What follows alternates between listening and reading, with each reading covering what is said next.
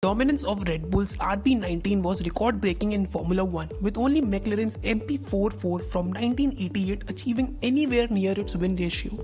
Here's how marginal gains made Red Bull's RB19 so good. While both Red Bull and McLaren missed out on clean sweeps by just one victory in their respective campaigns, what is perhaps most impressive is that Red Bull had to do that against the backdrop of 22 events rather than just 16. Rather than being an all-new design, the RB19 was an evolution of the RB18 because standing still in F1 is not an option. So while the core DNA and design language of its predecessor was still clear to see, the RB19 needed to take another leap forward in order to stay one step ahead of its rivals, especially as many had already started to mimic some of its aerodynamic concepts. Red Bull clearly used the information gathered during its first season under the new regulations to make small gains that on their own seem relatively small. However, they added up to something much more significant as a part of a collective, with several important alterations made to the new car in 2023. The team clearly identified the position of the front axle to be one of those,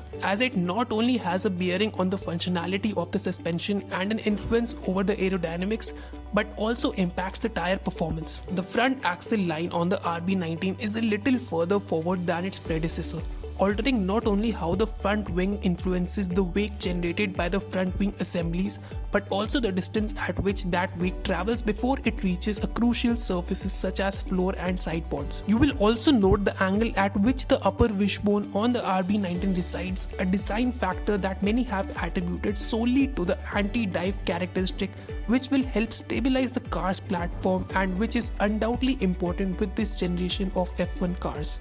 Red Bull's last update of the season arrived at the Mexican Grand Prix but was only a new cooling outlet panel for the engine cover in order to help cope with the temperatures the car was exposed at that altitude. While the rest of the grid will be looking to close the gap to Red Bull in 2024, it's unlikely we'll see it make too bold a step with the RB20. Instead, as has tended to be the case with the Red Bull down the years, it'll be about refinement and chipping away at the underlying performance that can be gained during this regulatory era.